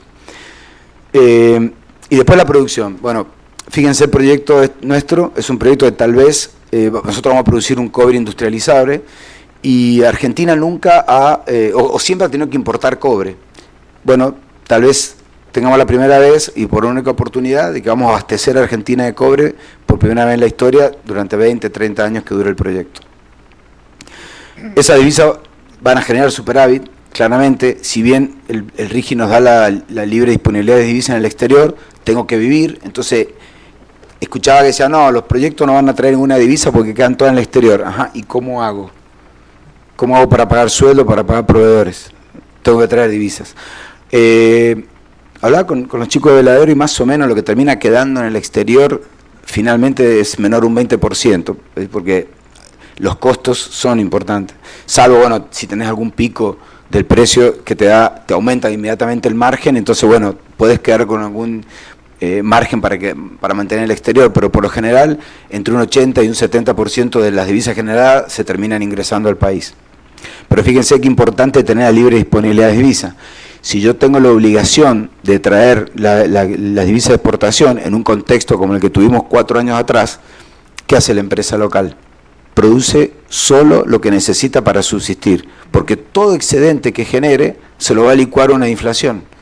Entonces pasó durante la época del gobierno anterior que Veladero producía solo lo que necesitaba para vivir, porque no podía generar nada. O sea, si generaba un excedente no podía pagar dividendos, no podía pagar préstamos. ¿Y qué hacía con la diferencia que le quedaba? No podía comprar dólares. ¿Qué tenía que hacer? Tener peso en un plazo fijo. Bueno, les muestro otro ejemplo práctico para que vean las consecuencias, cómo están encadenados todas las decisiones que a veces se toman. Y después, bueno, el impacto que vamos a tener en lo que es empleo. Nosotros estamos pidiéndole a los proveedores, principalmente a los proveedores extranjeros o de compañías extranjeras, que empiecen a hablar con las universidades para desarrollar talento y desarrollar los conocimientos que vamos a necesitar. No sé, yo creo que, por ejemplo, en ingeniería en minas, este año es récord de chicos estudiando ingeniería en minas, y yo me acuerdo hace, no sé, 30 años atrás, si habían 5 o 6 ingenieros en mineros, eran muchos, porque no había actividad. Y después, obviamente, ¿no? La calidad de los empleos es otra, no solo por el sueldo, sino por la demanda técnica. Entonces, la gente de acá va a tener la posibilidad de trabajar en empleos que le van a demandar cosas que les permitiría trabajar en cualquier lugar del mundo, ¿no? Bueno, esto un poco, Ricardo lo mostró, es cómo nos imaginamos dentro de 10 años la provincia. Si Dios quiere, bastante caótica, con lo bueno y lo malo. Acá puse el fundador de la compañía, que quiere bastante a la provincia, tiene una visión de que, bueno, que San Juan debería ser un polo de cobre fundamental para Latinoamérica, lo mostró Ricardo en el último gráfico, está muy clarito. O sea, además, si hacemos un esfuerzo, o si los peruanos hacen un esfuerzo, podremos superar a Perú. Digo un esfuerzo porque si eliminan del Banco Central es lo único serio que les queda. ¿Qué aporta el RIGI? Bueno, un poco lo que hemos hablado, ¿no? La estabilidad, la certeza cambiaria, la señal a los mercados.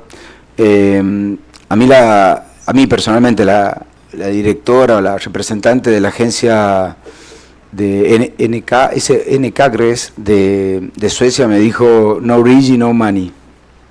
Entonces eso fue en la Arminera del 2025, antes que nosotros tuviéramos la aprobación del RIGI. Es una señal fuerte del mercado realmente. Yo creo que ha sido determinante y lo voy a seguir sosteniendo, ¿no? Y después la infraestructura. Fíjense, hoy nosotros estamos en el proyecto, hemos mejorado el camino, gracias al proyecto nuestro se han podido mantener otros proyectos y ampliar nuevos proyectos de exploración. En el norte está el proyecto Coipita, que está full. Rincones Araya, también Ricardo, también había una ruta que, bueno, la manteníamos juntos. Hoy el camino a Los Azules es un camino transitable todo el año, pero bien transitable, y hay un aumento de proyectos que tiene la posibilidad de explorarse hoy gracias a que nosotros mantenemos ese campamento, ese camino. Cuando estemos con la línea eléctrica vamos a poder electrificar casi todos los proyectos y los campamentos, o sea, todo de a poco va mejorando la situación. Bueno, a partir de, lamentablemente, una situación que tuvimos nosotros este año, hoy vi que hay una empresa que ya de salud que ya tiene un helicóptero y hay 2 o 3 más, con lo cual mejora la seguridad y las posibilidades de desarrollar esos trabajos en esas zonas que los geólogos pueden explicar las condiciones extremas de donde se trabaja, abriendo caminos en laderas de montaña que tienen 40 grados, 37 grados de inclinación, y si no tenés la posibilidad de que un helicóptero te traiga, bueno, es todo más difícil, ¿no? Entonces, lo que va quedando a partir del desarrollo minero es más desarrollo en esa zona lejana, y bueno, y fíjense lo que pasó de Veladero para acá. Hoy San Juan es una provincia con muchísimo capital humano preparado para la industria minera. Hemos aportado capital humano a las minas del sur y a las minas del norte. Hoy tengo ex compañeros de Barrick en las minas de litio, en las minas del sur de la meseta patagónica, incluso en otros países, ¿no? Tengo ex compañeros en Chile trabajando. Y también, algo que es lógico, pero que todo el mundo es lo mismo, la industria minera y la industria petrolera tienen los mejores sueldos y los mejores, digamos, niveles de rentabilidad propiamente de la industria. Tal vez en algunos lugares del mundo también la parte tecnológica. Bueno, en proyectos que tengan la posibilidad de tener 30, 40 o 100 años, bueno, nos da una economía estable para la provincia y para la zona y para el país por mucho tiempo, ¿no? Creo que estamos. Bueno, nada, esto es todo. El RIGI obviamente no garantiza todo, pero créanme que desde la posibilidad de factibilizar un proyecto fue totalmente determinante, tanto en lo económico como en esto que yo le llamo intangible, que por ahí, si uno no ve los problemas que tuvimos con la ley de inversiones mineras o las discusiones que tuve con proveedores o con bancos de inversión, no lo dimensionan, ¿no? Y que lamentablemente era necesario. Todos. Muchas gracias.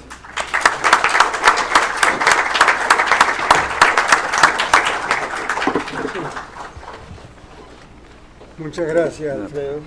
Excelente exposición.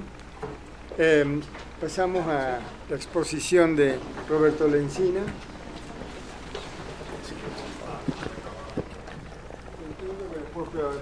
Muchas gracias. Buenas tardes, buenas noches. No sé cómo está afuera, pero ¿está el presentador? Muy amable. Gracias. Wow. Honradísimo, buenas noches, honradísimo de estar en este San Juan que me vio nacer como geólogo en los pagos de Castaño Viejo, Castaño Nuevo, esperando a nuestro hijo, a nuestro primer hijo, con mi señora Mónica que me acompaña acá. Gracias a la organización. Muchas gracias, no gracias. Gracias, Juan Antonio. Reencontrarme con Ricardo después de tantos años, donde nos cruzábamos en ese optimismo que él hablaba de el geólogo optimista, que en general fracasamos, ¿no? y querer amontonar anécdotas en 5 minutos que se nos hace muy difícil, gracias a San Juan, a esas jornadas de estudiantes de geología donde siempre cantábamos volveré siempre a San Juan, y volví. Así que absolutamente honrado, muy emocionado y con un enorme desafío. Enorme desafío a donde hice un ejercicio personal para ver si era capaz primero yo de entender de qué quería hablar y si ustedes, en el cierre de una jornada magnífica, donde se han mencionado conceptos realmente trascendentes, oportunidades, confianza, lo dijo el profesor Arriazu que está aquí, lo central de la confianza. Se habló de la transversalidad, Ricardo puso énfasis en la transversalidad, en la formación. Se habló de desarrollo humano, integral. Se hablaron de tantas cosas en la jornada de hoy que para mí era tremendamente importante. Si bien geólogo, docente de la universidad, mediador por elección, para procesos de facilitación, de diálogo con las comunidades, que a donde me llevó la vida profesional, no entiendo por qué, cuando me preguntan cuándo dejaste la geología, no lo sé, no tengo muy claro eso. Entonces el primer desafío era yo tratar, como docente, de generar nexos. Intento hacer eso en mi profesión con las comunidades, entre la empresa, el gobierno y la comunidad. Intento hacer eso cuando enseño en la universidad, entre el conocimiento y el estudiante, al que no le llamo alumno, porque alumno es sin luz, y me coloca en un lugar de iluminado. Entonces, han sido tantas cosas que han pasado por mi cabeza, y decía, ¿cómo podemos cerrar esta jornada de hoy? Entonces, primero, lo que les voy a mostrar muy rápidamente son algunas diapositivas, que es un ejercicio personal que yo hice. Y luego, la pregunta central de lo que quiero traer acá es, ¿realmente se ven los beneficios de la actividad minera? ¿Las comunidades ven los beneficios de la actividad minera? Porque Juan Antonio hizo una mención y dijo, realmente San Juan ha cambiado. Pero ¿cómo hacemos si no ponemos una foto de San Juan antes y una foto de San Juan después? Algunos fuimos testigos y de hecho que ha cambiado. Porque vine de joven acá. Pero ¿cómo hacemos para todos estos jóvenes decirle que cómo fue San Juan sin minería y cómo es San Juan hoy con minería? Y todos los desafíos que tiene para adelante. Entonces, en esta memoria histórica, lo primero que traté de entender en un seminario de federalismo fiscal, lo federal, lo fiscal, yo me preguntaba, ¿a dónde está el nexo? Por eso puse del fisco romano a la licencia social, absolutamente de una manera irrespetuosa frente a ustedes, que son los que saben. Así que me pueden interrumpir y decir, esto no existe, ¿sí? Y voy a hacer un ejercicio delante de ustedes para ver si puedo conectar esa realidad con la mirada que tienen las comunidades de mi experiencia. Vengo de Patagonia, hace 3 días estaba allí y voy a la Puna Argentina, Dios mediante, en 3 días más. O sea, a donde todavía puedo transitar, gracias a Dios. Entonces, comencé con esto, que ya se dijo. Y también vale, porque lo mencionó Ricardo, gracias a la inteligencia artificial, porque es ético decirlo, ¿sí? Pero también nos permite entender mejor, porque no inventa cosas, sino que yo le dije que hiciera eso. Fíjense cómo la minería transforma recursos geológicos en recursos fiscales. Pero ahí la clave está en las capacidades territoriales, infraestructura, empleo. Acá se habló mucho de todo esto. El tema es, ¿realmente será posible? ¿Solo con la confianza? ¿Solo con el RIGI o RIGI? ¿Solo con algunas con seguridad jurídica? ¿O hacen falta algunas cosas más? Entonces, me preguntaba yo, hacia mí, esta es la parte donde yo hago mi ejercicio. Lo fiscal, entonces, aprendí o traté de entender que nace como un problema político y de poder, ¿no? Más que como un problema contable. Por eso dije ahí, por eso puse ahí, no es solamente dinero, es la representación del interés colectivo.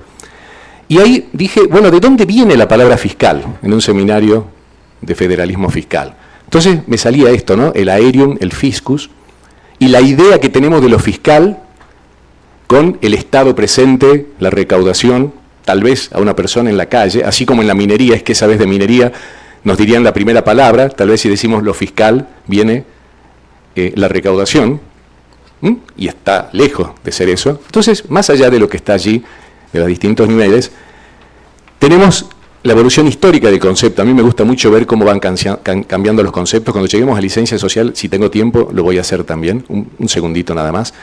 Desde lo patrimonial, en Roma, a lo jurídico, ya con un Estado moderno, a lo económico, a lo político, y me quedo en lo social y territorial, que es donde me siento un poco más fuerte. Esta mañana el profesor Ariasio decía, me disculpo, porque voy a hablar. Ricardo decía, me disculpo, bueno, ahora me estoy disculpando yo, ¿no? Porque estoy en el terreno que no es lo mío. Y acá puse las dimensiones de la fiscalidad. Entonces surge en ese iceberg la dimensión recaudatoria. Pero también está la distributiva, lo territorial, la ética, simbólica, política, social y cultural. Y dije, bueno, hablemos de todas esas dimensiones de la dimensión distributiva. ¿A dónde ve la gente todo esto que muy bien se expone que puede llegar a pasar en Argentina, especialmente San Juan? ¿Cómo se perciben estos beneficios? ¿Cómo perciben no solo el ciudadano, especialmente las comunidades locales, que son las principales afectadas y deberían ser las principales beneficiarias de un proyecto minero especialmente de gran envergadura? Ahí está lo tangible, la recaudación versus la distribución. Lo recaudatorio es quién aporta y cuándo, ahí tiene el mecanismo, y lo distributivo que tiene que ver, ¿no?, con cómo se distribuye la riqueza. El debate central no es la suma total, es la tensión entre nación, provincia y territorios productores. ¿Qué creen que surge en los territorios hoy en Argentina? ¿A dónde está el dinero de la minería? El modelo de evaluación, entonces, digo, en un principio, a manera no de tesis, sino de una hipótesis casi también muy suave, está incompleto. Este es el modelo tradicional, ¿no?, donde está el recurso, la geología, está el precio del mercado, la proyección de la rentabilidad internacional, pero hay un eslabón perdido. El proyecto minero no es económicamente evaluable considerando solo su geología y el precio, sino la viabilidad real depende de una tercera variable estructural. Y aquí está un triángulo de viabilidad minera. La geología, el activo físico del cual estuvimos hablando, el mercado de capital, se habló en sumo detalle, y los especialistas, y aquí está el riesgo.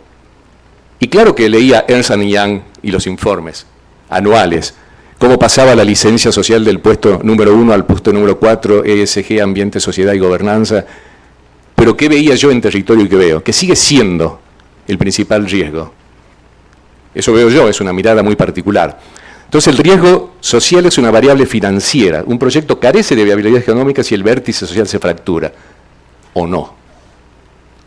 No queremos este proyecto. Pregúntenle a Chubut. Pregúntenle a Mendoza lo que padeció.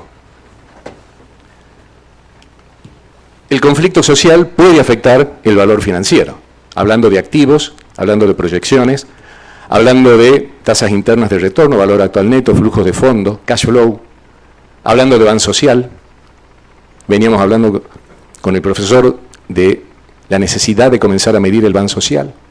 Cómo se visibilizan los beneficios de la inversión social del sector minero, no en montos, sino en diferenciales. Y ahí entra el desarrollo humano integral, y la miro a ella porque la mencionó esta mañana, simplemente, ¿no? Aquí está el valor actual neto y lo que sería el efecto cuello de botella de una parálisis social. Los conflictos sociales actúan como cuello de botella, una interrupción operativa retrasa el punto de equilibrio, profundiza el déficit y destruye irreversiblemente la tasa interna de retorno. Para que tengan una idea, y te pido por favor que me interrumpa Ricardo o quien tenga un número mejor o más preciso, depende de la etapa que Ricardo mostró del proyecto minero, un proyecto no en construcción, pero ya en factibilidad, o puede por un día de parálisis social, corte de ruta de 4 o 5 personas, perder entre $500,000 y $1 millón. ¿Está? A veces con el 1% de ese dinero y con una buena gestión y con ideas claras, no con mucho dinero, sino con ideas claras y conceptos claros, enfocando y poniendo a la persona en el centro de las decisiones, tratando de modificar esa calidad de vida de la persona, eso se evita. Entonces el sector minero debería pasar de una modalidad reactiva a una modalidad proactiva, atendiendo la posibilidad y sumando el riesgo social en la ecuación económica. El impacto directo en las arcas provinciales, ahí está el proyecto, o sea, esto concretamente erosiona. Construir aceptación social es dar previsibilidad al presupuesto provincial. ¿Y por qué puse entre paréntesis licencia social? Porque Jim Cooney, el autor del término, tuve la suerte de conversar con él en algún momento, dice que él lo dijo en el año 1997 en el marco de una reunión del Banco Mundial tratando de convencer a los inversores, y dijo algo más o menos como licencia social y lo tomaron como un punto ético de partida. Y dijo, nunca quise decir eso, jamás quise decir eso. Y estaba muy molesto, y todavía vive, tiene una maestría en teología, vicepresidente en Canadá el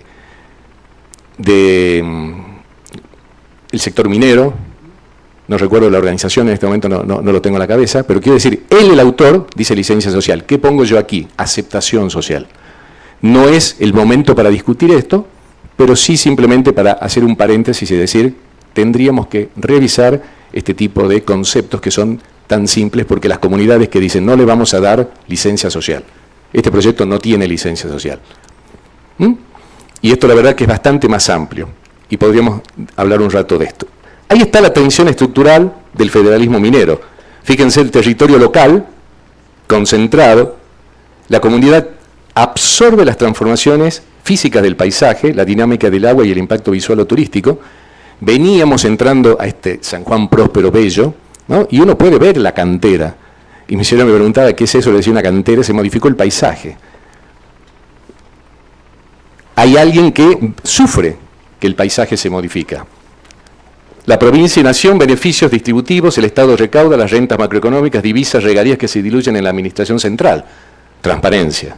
Se habló de la confianza. La confianza viene atada de la transparencia, viene atada de muchas otras cosas, entre ellos la gestión ética y responsable de los recursos públicos, ¿o no?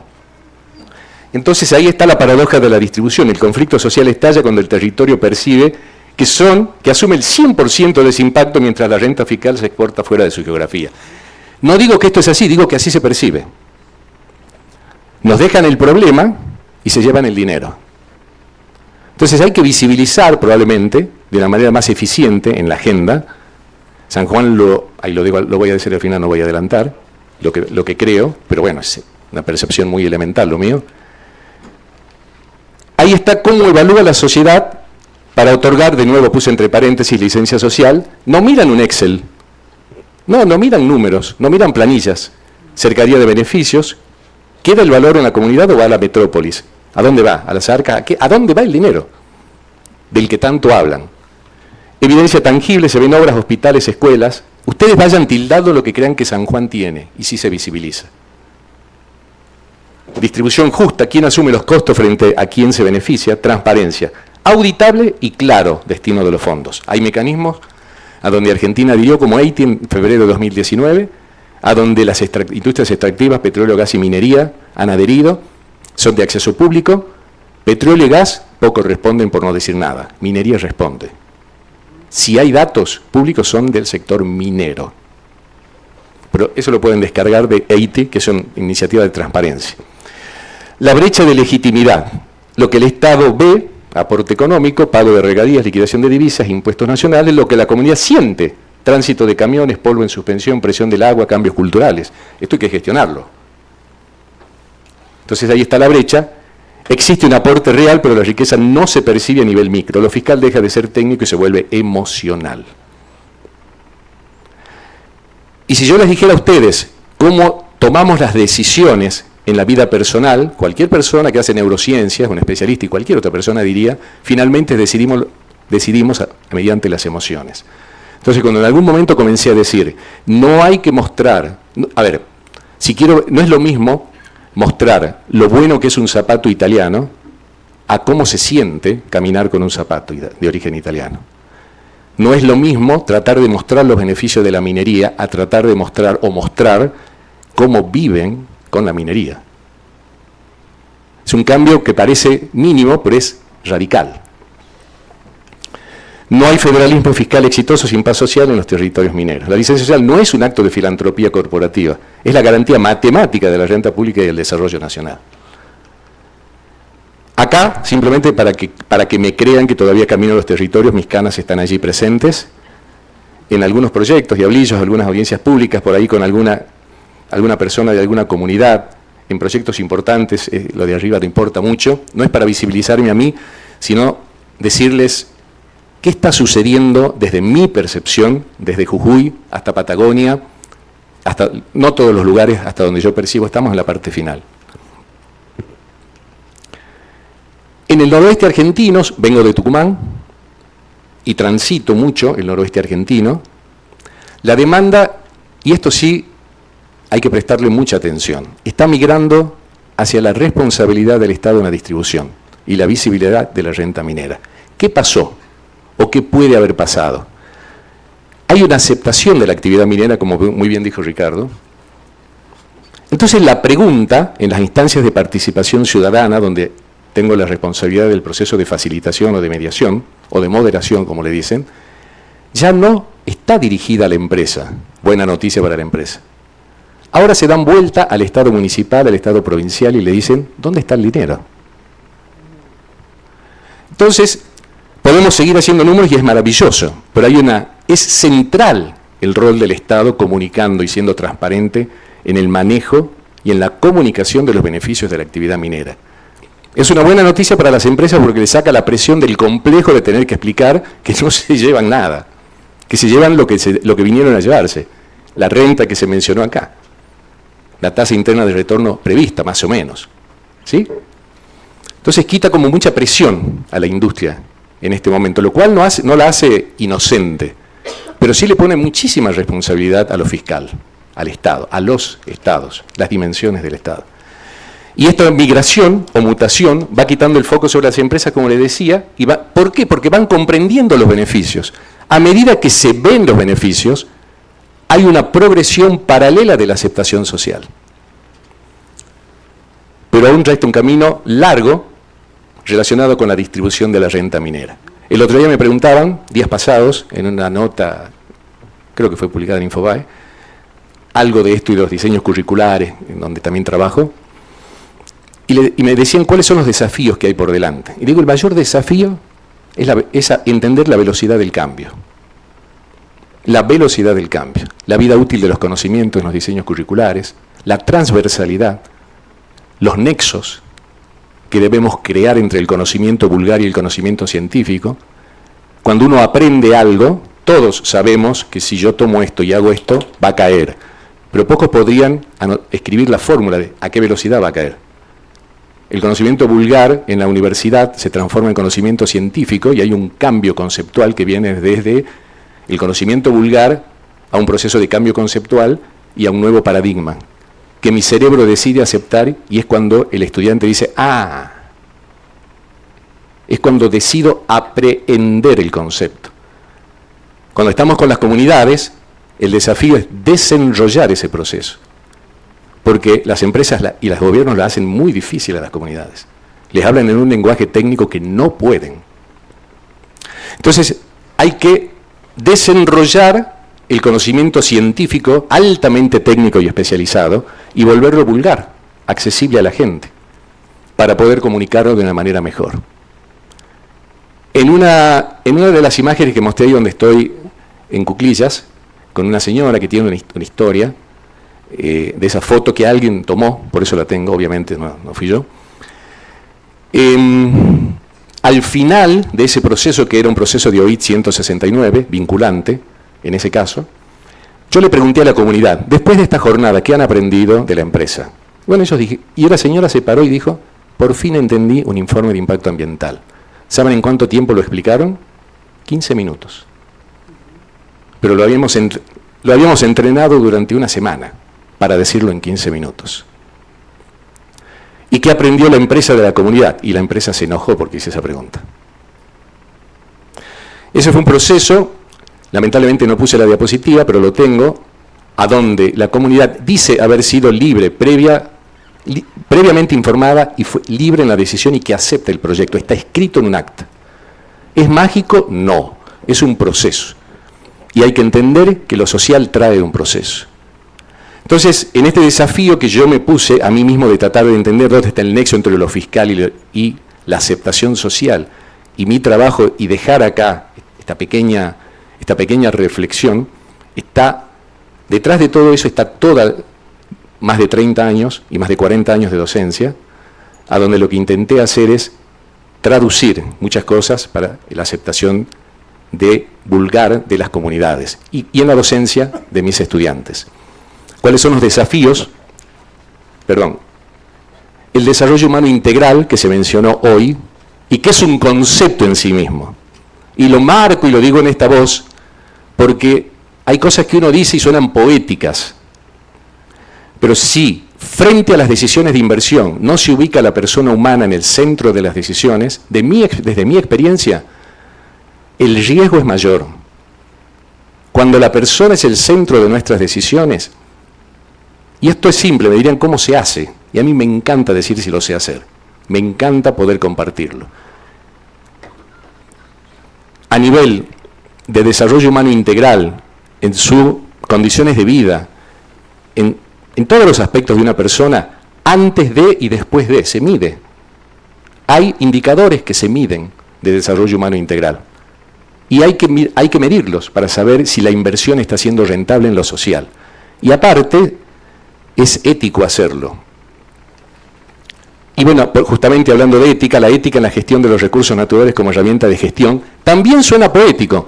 A ver, este tipo vino acá a San Juan a decirnos de la ética y del desarrollo humano integral, por favor, eso es muy poético. Estos son principios en los cuales me apoyo para trabajar. Entonces, creo que a esta altura de mi vida puedo decir que son herramientas de gestión, es la cajita de herramientas. Ser transparente, decir la verdad, aunque parezca infantil lo que estoy diciendo en este ámbito, no lo es. No lo es. Es muy importante la responsabilidad en la gestión de los recursos naturales. Y para eso necesitamos profesionales jóvenes con miradas transversales amplias, amables, con empresas permeables a la disidencia. Molesta la disidencia, cuando en la vida vivimos en la disidencia, con gobiernos transparentes y con comunidades involucradas y empoderadas en sus decisiones. El abordaje transversal y la integración plena de las comunidades en el desarrollo minero argentino. El involucramiento de las comunidades es, señores, no se sienten a ver cómo pasa la procesión. Bajen del balcón, no se santigüen, bajen, caminen con la procesión y lleguen hasta el final. Miren lo que les está por pasar. Ojo con lo que les está por pasar. Ustedes van a decidir si esto va a ser o no. Háganse cargo de las decisiones que están por tomar. Comunidad empoderada, involucramiento de la comunidad, un Estado transparente y empresas que pueden mostrar el impacto de los beneficios de la actividad minera de manera clara y positiva. Volví a San Juan, muy agradecido. Eso es lo que tenía para decirles el día de hoy. Muchas gracias.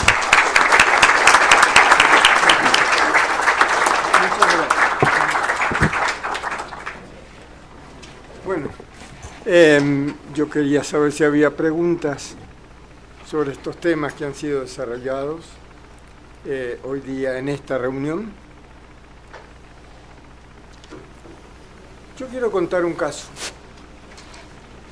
En un momento que exploraba algunos de estos temas, no relacionados directamente con minería, pero con otras cosas, me puse a mirar el caso de Canadá y el tema energético.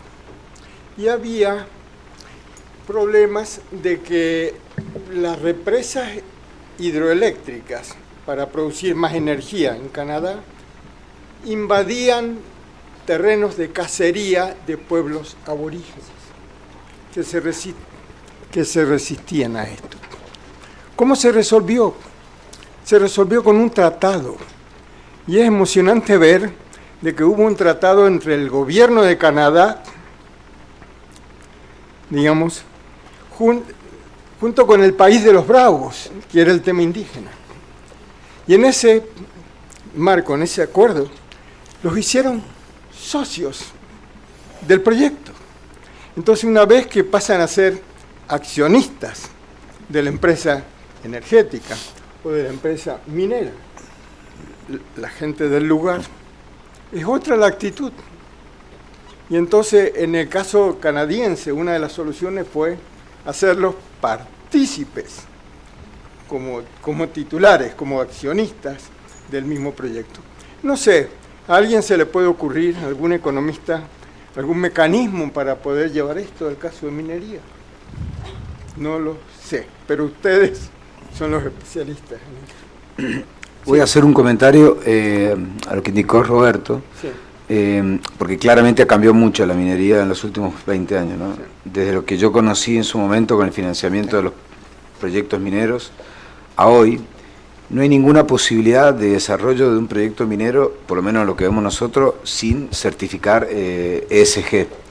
Nosotros tenemos un acuerdo con el IFC para que nos ayuden a esta certificación, porque ninguna de las agencias de inversión o bancos, e incluso potenciales accionistas, avanzan con inversión o préstamo si no tengo la certificación de estos principios de medio ambiente, social y gobernanza, y debemos medir los riesgos, establecer las brechas entre la legislación local y las normas internacionales y materializarlas en el balance. Entonces el riesgo hoy, no sé cuándo te hace referencia, pero hoy es casi número 1 y tiene una importancia trascendental, es total, que por ahí llama la atención porque no hay tanto acá en Argentina, salvo algunas cuestiones de algunas normas, pero tenemos que sí o sí hacer una certificación internacional de eso. Sí, muchas gracias por ese comentario. Sí, los informes de Ernst & Young que van variando y que son globales, No. Yo me refiero simplemente que sí pusieron ESG en el último, el que yo vi, que es Ambiente, Sociedad y Gobernanza, cuando licencia social fue mutando y va año a año porque va cambiando la percepción.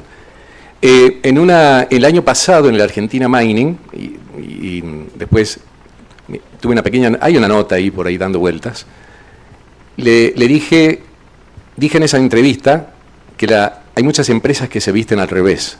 Entonces causó una sensación muy extraña eso. ¿Cómo es eso que nos vestimos al revés? Están muy preocupados por certificar normas. IFC y los 400 casilleros, ICM, lo que fuera, ¿no? Esto que te decís vos, y que estoy de acuerdo. Y está perfecto que así sea, para conseguir. Yo no estoy diciendo que esto no debe ser, sí debe ser. Pero acá, si me permiten, viene la comparación. ¿Se estudia para aprender o se estudia para aprobar? Cuando se estudia para aprender, la consecuencia lógica es aprobar. ¿Sí? Como le decía lo del zapato. No se abre un negocio para ganar dinero, es un error. Es un error desde el concepto del marketing mismo. Se abre un negocio para brindar un servicio, la consecuencia es ganar dinero. Entonces, cuando confundimos y no entendemos que la aceptación social debería ser la consecuencia natural de las buenas prácticas y no un objetivo de gestión, es cuando digo que nos vestimos al revés. Cuando hay abordaje territorial responsable, trabajo cara a cara con las comunidades, comunicación, disculpas de por medio, cuando hay canales de diálogo, cuando hay construcciones colectivas de ideas, cuando hay aceptación e inclusión de la diversidad en el sentido de la diferencia de opinión, algo que también cuesta mucho, pareciera ser que donde llega un proyecto todos tienen que estar de acuerdo, y es importantísimo el grupo que no está de acuerdo, por muchos motivos que podríamos conversar. Ahí es cuando la consecuencia es que tildás los casilleros sin darte cuenta. El problema es cuando comenzás con los casilleros y descuidas el territorio, creo yo. Entonces, recibo muy bien tu comentario porque es correcto. Desde mi experiencia de la práctica en territorio, debería invertirse.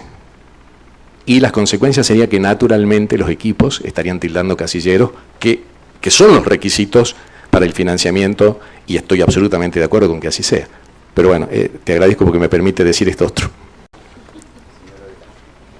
Bueno, en primer lugar quiero felicitarlos por su clara exposición, pero quiero sumar a lo que Roberto ha expuesto en esta tarde, de comentarles y compartir con ustedes algo que venimos desarrollando desde la facultad, desde el año pasado, en convenio con el Ministerio de Minería y el Ministerio de Educación, hemos podido llegar, la Universidad Católica de Cuyo ha podido llegar con propuestas formativas a los 6 departamentos alejados en donde se encuentran los proyectos mineros. Entonces estamos dando la posibilidad, gracias a esta alianza, porque acá vale el trabajo en equipo y el generar redes y alianzas estratégicas, porque solos no podríamos llegar. Y la verdad que estamos capacitando a cerca de 200 jóvenes y adultos que ahora han visto la posibilidad de poder tener formación universitaria en los distintos departamentos. Como así también nos sumamos a programas de calidad para proveedores mineros en esas comunidades. Yo estoy de acuerdo que hay que tener esa mirada del desarrollo integral de las comunidades, un desarrollo integral que no solamente se enfoque en la minería, sino en el crecimiento de esos departamentos y de esas comunidades. Y también invitar para que haya un diálogo, no solamente desde el sector público y la academia, sino también que se sume el sector privado, porque yo creo que hay que ponerse de acuerdo y articular, porque por ahí cada uno tiene sus objetivos de acuerdo a la comunidad en donde se encuentran los departamentos, por ahí hay que ver realmente qué es lo que requieren, qué es lo que necesitan. Así que bueno, en eso estamos trabajando fuertemente para poder dejar este impacto que va a tener San Juan de la minería en los distintos departamentos y en su desarrollo. Gracias.